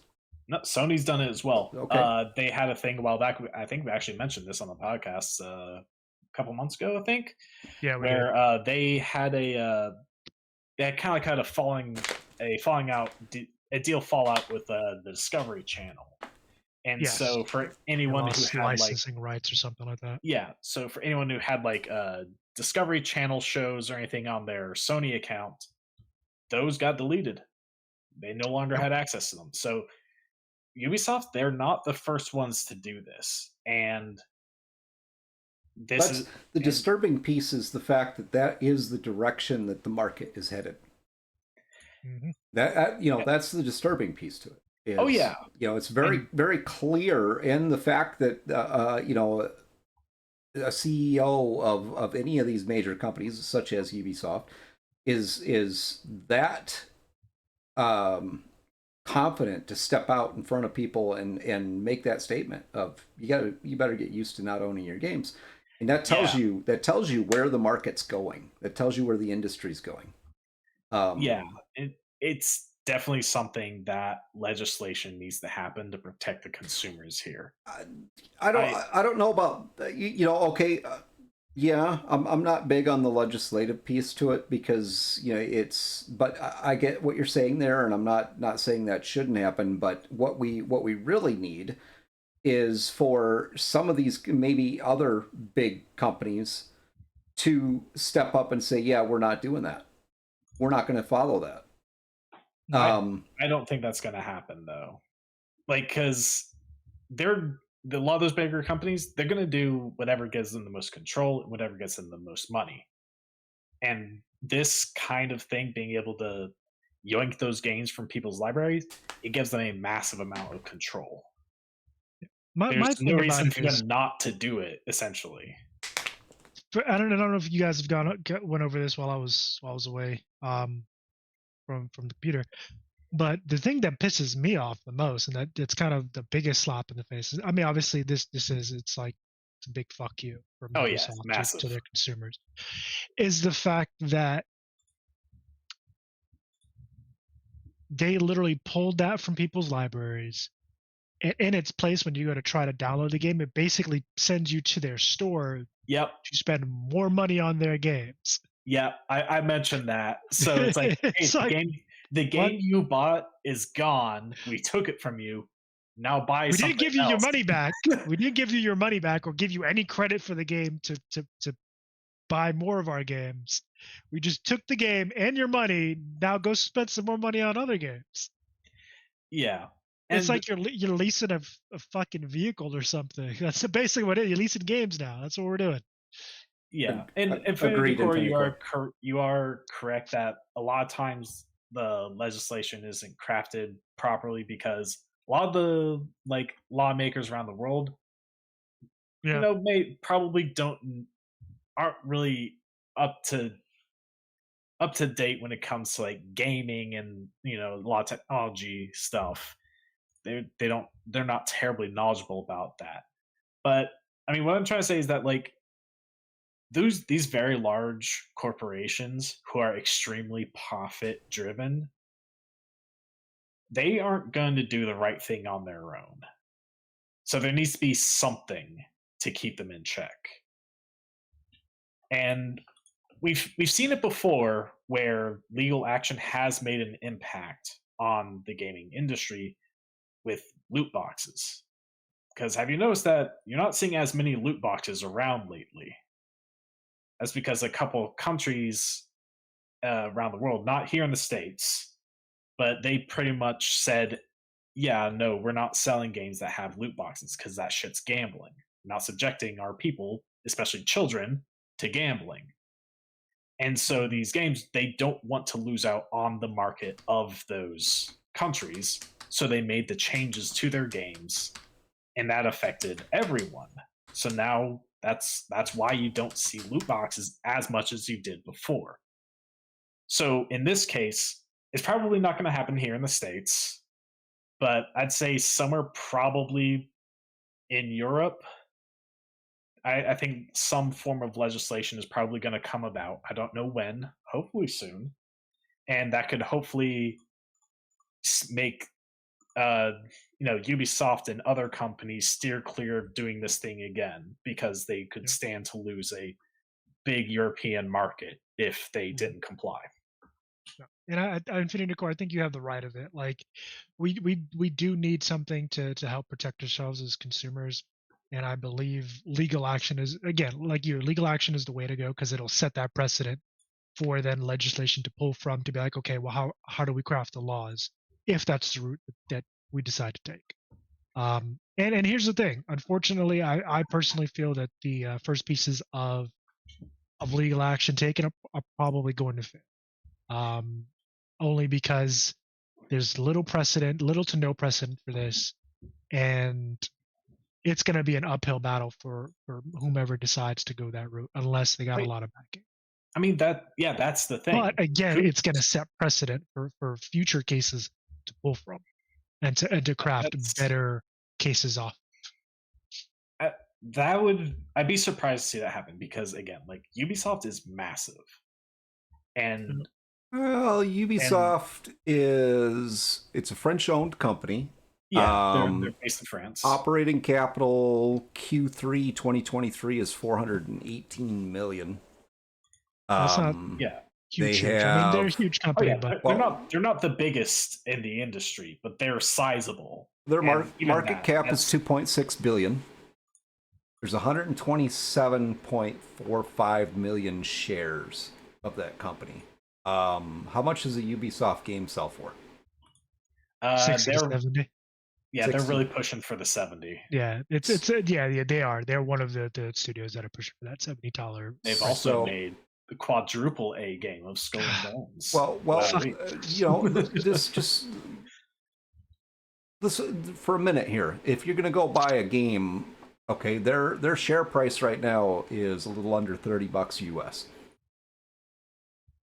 So, even if you had 1 million people who, instead of buying a $70 game, they just bought 2 shares of Ubisoft, could easily, take on a couple million shares of that company. Now, companies that are that big, a couple million shares is going to make you, you're gonna be in the top tier for shareholders at that point. Yeah, it doesn't seem like a lot, but when there's that many shares, that's kind of how that plays out. And what I'm getting at is there's other ways to look at this as far as addressing that issue and how to influence these companies.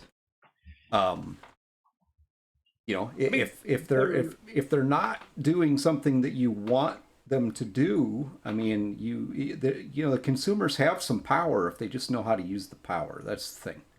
The problem is organizing people to do something, because like what you got to get enough people together that really give a shit. Yeah, like what you said about like buying shares. It's technically possible, but I don't think it's going to happen because that would require organizing a lot of people to do this and kind of unify them all with that. Mm-hmm. And now, I mean, that's that would be. I would tip my hat to someone who could actually manage to pull that off and organize such an effort. I mean, petitions exist, but again, yeah, people have to care. Yeah, I mean, right now, a lot of the petitioning is more aimed at governments for the legislation rather than petitioning to have the individuals buy up stocks and all, make a collective decision to do something. And when it comes to legal action, that's also a very tough battle because, I mean, as you said, Rob, you're gonna need a lot of money to be able to fight Ubisoft in court. Because I mean, a lot of companies like are able to get away with things in legal battles because they can just keep throwing money in order to extend the legal battle until they bleed their opponent dry and they can no longer continue. So it would take a lot to it would take a lot to be able to win that legal battle, I think. Yeah, I don't know, there's a lot of avenues, and none of them are easy. They really aren't. Nope, pro bono is not a lawyer's favorite word, not at all. Definitely not. So they don't work for free. What? Yeah, I mean, I know. I mean, frankly, it's been a long time since I've bought anything from Ubisoft, but I mean, this is definitely. I definitely don't intend to buy anything from them, especially after this move. Like before, they were pulling a lot of shit. I wasn't really intending to. Now I'm like making a hard stance because if they're gonna be stealing games out of people's libraries like that, I'm not gonna buy from them. I'm not gonna. They could come out with the best game in the world tomorrow. I'm not gonna buy that shit. Because I mean, that's probably one of the biggest things that us as consumers can do to show our displeasure with a company, affect their bottom line. If enough people like essentially boycott and show Ubisoft that like this is not okay, we do not support this, we are not going to support you, and affects their profits, that'll definitely get them to change their tune. But again, boycotts are another thing that's hard to organize. Yeah, not everybody gets the message, and maybe not a lot of people really care. So again, there's a lot of avenues of things that can be done. It's just about the difficulty of pulling off these methods to try to get this change to happen. Yeah. None of them are easy. It's a process, and considering the ever-changing landscape of the industry, it's difficult to stay ahead of a lot of the stuff that's coming. Yeah, but this is a cause that I do think is worth doing something about. Whether it's boycotting or petitioning whatever method for whatever action you can.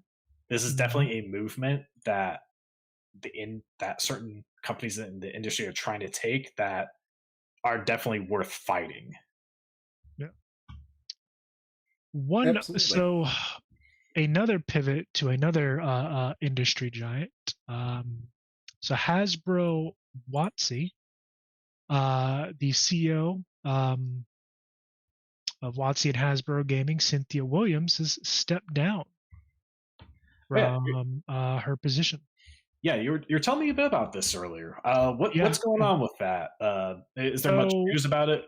no, I think it's a very recent thing. But Matt, get your resume ready. as of 2026, sorry, not 2026, as of April 26, 2024, she will be gone as the CEO of WotC and Hasbro Gaming. Now, for those of you guys who don't know, she came on the scene in 2022, I believe. From ironically enough, she came from Microsoft Gaming, and that kind of was very much in line with WotC's and Hasbro's push to move the emphasis for the IP for the Dungeons and Dragons IP to a more digital format. Yeah, with her leaving, it'll be interesting to see if they continue with this or if they potentially pivot again. Now, for those of you guys who don't know, WotC is in the process of developing its own VTT, virtual tabletop, in the vein of Roll20, Foundry, Alchemy. The list goes on. But they're coming out with one that is set to pretty much feature Dungeons and Dragons and all the accompanying resources in a subscription base, so you will have to play a subscription. I mean, that's kind of the way things are going these days. It's all subscription based. But with her leaving, I wonder what's going to. I mean, I'm pretty sure they're going to continue on with that. They've probably sunk a lot of money and effort, manpower into that, so I highly doubt that project is going to stop going forward. But they are on the hunt for a new CEO, so we'll see what happens. We'll see what happens with WotC. Yeah, I mean, there's a chance things could change, or there's a chance nothing could change. It's really a toss-up with CEOs. I'll actually post a quick article of that in our Discord. So for those of you who have not joined, please join our Discord. Links are in the chat. So you have access to the info links of the update log tab in the Discord, and you can see kind of stuff that I post regarding our topics. Yeah, so maybe with a new CEO, things could turn around in a more positive light compared to some of the things that we have seen in the past, year or more. Or maybe it'll just be business as usual. Right now, it'll probably be business as usual for the foreseeable future. It'll probably be business as usual. I think we won't see any. If we do see any changes, it won't be until the new CEO has taken their seat. Even then, it would take them some time. If they do intend to change things, it would take them some time to actually be able to achieve that change, I think. But we'll see. And I mean, it's the same thing we were saying with Bobby Kotick leaving Activision Blizzard. Bobby Kotick. That guy. We'll see if this changes anything for the company at all. That guy. I hope it does. For both WotC and of Activision Blizzard, I really hope it does cause some positive change, but we'll see. Oh man, one other piece of quick news before we move into our housekeeping phase. Apparently, there are two. I can't remember the other one, but there are two emulators that were released on the Apple App Store. Delta Game Emulator for Nintendo games, which is interesting in that Nintendo, for those of you guys that don't know, are very, very strict about emulators and their various IPs, and monetization and all that stuff. Meaning they don't want anybody else to profit off their shit, essentially. Yeah, they're very, very, very strict with that shit. So it'll be interesting to see what happens to these emulators. Yeah. So first question: Are those emulators ones that you buy, or are they? No, they're, from what I saw, they're free. Okay, leave it free. that'll definitely help them. It's weird because it's like, working It's with weird that different Apple companies, allowed different- it. That's the weird part for me. I'm sure that Apple aren't stupid. I'm sure they have their case prepared if Nintendo comes for them. I'm gonna say when Nintendo comes for them. Probably. Look, emulators by themselves aren't a big deal. It's like if the emulators already come with the ROMs of Nintendo games that people don't essentially have to buy from. That would be the big problem. That's essentially like pirating the game there. But you can take a ROM of a game you already own and put it into an emulator. Here in the States, I believe that's legal. I think emulation over in Japan actually isn't legal. No, I think it's all illegal. Yeah. Yeah, that's like one of the problems with the whole emulation thing. Where over here it's fine, over there it's not, and it's international law. Just the differences, and it's the same thing. Why like, copyright is very different in Japan than it is here in the States. Causes a lot of problems. Yes, it does. Everybody. But you said one more thing. I got one more very important piece of news. Something we talked about in the chat at the start. Oh, yeah. Something I'm very excited about.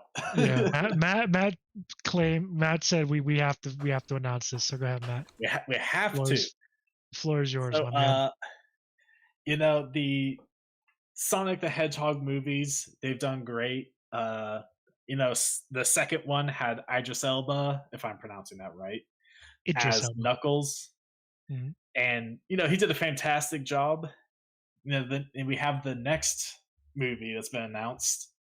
It'll be starring Shadow the Hedgehog, our favorite edgy boy. And the casting they got for him is honestly perfect. They got Keanu motherfucking Reeves to be Shadow the Hedgehog. And I could not be happier. I'm like 90% sure that is confirmed. He is cast. He is going to be taking the role of Shadow the Hedgehog. Yeah. When I first saw that, I thought it was a meme. Which I'm even now I'm like have an inkling like maybe it just wasn't. But I sincerely hope that's real because one, I think he's actually a good fit because. He's got the voice. He's got the voice for it. He actually has a good voice to fit Shadow the Hedgehog, and I just love Shadow the Hedgehog. He's such a funny character to me because he is like what a 12-year-old thinks is super cool and edgy. He's the embodiment of that 12-year-old edginess, and I love him for it. It is so goofy to see Shadow the Hedgehog. I hope they keep him that same 12-year-old edgy attitude. They probably, if they do it justice, they probably. I haven't seen any of the Sonic movies, ironically enough. So. Neither have I. I know they're good, but like, yeah, I've heard mostly good things about them. So. But this might be the one that I see, just because. Just because it has Shadow in it. Just because it has Shadow in it. That character is so funny to me. I love him. No, yep. But yeah, that's something I just really wanted to bring up and announce because it's just fun news I'm excited for. All right. Now some housekeeping. Greg, would you like to start us off with tomorrow? Well, tomorrow, yeah, actually, if you in the mood for some role playing improv, join us tomorrow evening. We have our regular scheduled Cyberpunk stream, which is the BOR. We're not actually going to be doing that tomorrow night. We're going to be doing a one shot, just kind of going out and blowing some shit up. Hell yeah, let's fucking do it. It'll be nice. It'll be nice change to just kind of play a mission in the game. Mm-hmm. And go ahead.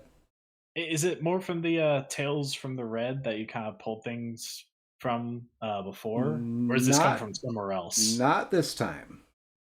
Is this custom? This is something custom. you brewed up? Yeah. Okay. Yeah. Okay. This is Greg's brainchild. We're gonna So do we're in for it. we're gonna do a custom job tomorrow night. Absolutely. It'll be interesting, and it's a little bit more relaxed than what we've been doing. And we're putting together a new schedule so that we have a little bit better structure as to what we're playing when. Ideally, the BOR is probably going to move to a every other week or maybe even once a month. We'll do the BOR episode. And in between, we'll be getting some of the games, such as running the Tales from the Terror Tomb. We have a whole list of Free League games that we want to get to, including Mutant Year Zero, which we had planned on running a while ago. We kind of had to bump that one out, so we're going to get that one shot in there. We are going to do. Happened. Yeah, we're gonna do a one shot as Blade Runner. I'm excited about that one. The Walking Dead, we're gonna do that. Basically, everything in their lineup is gonna come through the One Ring, Wheel of Time, or the One Ring, Lord of the Rings, Sembrum, yeah. Basin also we have to do. This guys, Free League has a massive catalog of stuff. They really do, and I feel like it's all really good. Yeah, I feel like not enough people know about Free League and the games that they have, because obviously TTRPG space is heavily dominated by Dungeons and Dragons. Mm-hmm. But Free League, they have a lot of good stuff. It's definitely worth checking out their catalog, see what they got. They got a lot of different creators that they've published for. There's a lot of good publishers that are out there. I mean, and Free League is just so happens to be one that we work with. We also, you've got Modifius, which is a fantastic game company, and they have some unique games that I also want to try. Green Ronin. There's a bunch of them that are out there, and then of course there's Missing Context. Oh yeah, which is us. Yeah, which is us. For those of you who don't know, we are developing our own TTRPG. So please keep an ear out for that, because we are coming to a point where here in the next few months, we're going to be putting out a call to playtesters as we develop the first playtesting module. If you're interested in that at all, we're going to do that exclusively, for the most part, exclusively through our Discord. So if you're interested in that at all, then make sure you join the Discord. Yeah, I'm definitely excited to start talking about this.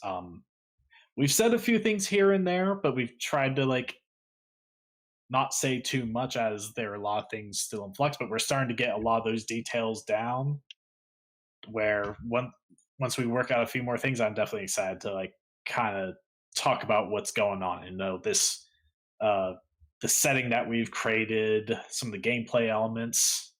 Really excited to reveal that when the day comes. Hopefully soon. All right, that's pretty much all I have. Next week we will be sitting down for episode 49 of the update log. We'll be going over some more industry news that's cropped up. Chances are we might be sitting down with a guest. Keeping it out in our Discord. Still kind of working out some stuff behind the scenes there. But we'll keep you guys posted via our Discord and our announcements. But I have something in the works. Aside from that, that's kind of it. Oh, did we mention our player initiative? Or just our private games and stuff like that. Yeah, that kind of goes together. But go ahead, Ben. Yeah, we are basically putting together a group of individuals who would like to come on when we do our one shot to play with us, essentially. And again, this is going to be exclusively through our Discord. So if you are interested in that, go ahead and give us join us on our Discord. Follow the channel, obviously. and just reach out to me, and we'll see about getting you sorted and getting you kind of on the roster for some of those one shots that we have going on, like what Greg is planning tomorrow. It's a perfect example right there. With that said, I think that is everything for the housekeeping portion of this particular episode. Yeah, that's episode 48 of the update log, guys. So hopefully, you guys had a good time and you learned a couple things. Again, there's a lot of new things, pivots, and changes going on in the industry on all levels. So join us as we dive into that. The update log is definitely we're looking to be a place where folks come for information, for to build community and understanding of the industry, kind of demystify the whole situation, because it's more mainstream than it was when we were growing up, and I think people deserve, your consumers, you guys you pay for the games that you play, you deserve to have a voice that is heard by those businesses, to provide value to you as a player. But yeah, I'm gonna get off my soapbox now, and while Greg prepares a raid. I'm not gonna He's do. totally prepared for, right? I'm not gonna do a raid tonight. Oh, okay. He's changing it up on us. I am. Keep them So, guessing. I can be right on time tonight because all I have to do is hit end. Done. Yeah. But yeah, that's it, guys. You guys have a good night, and again, happy Wednesday. I hope the rest of y'all's week goes well. And you guys have a safe weekend. Awesome. Yep. See everybody later. Thank you for being here tonight, and looking forward to seeing you again in the future. Yep. See you guys next time. Have a good Hopefully one. tomorrow. Yeah. Yes.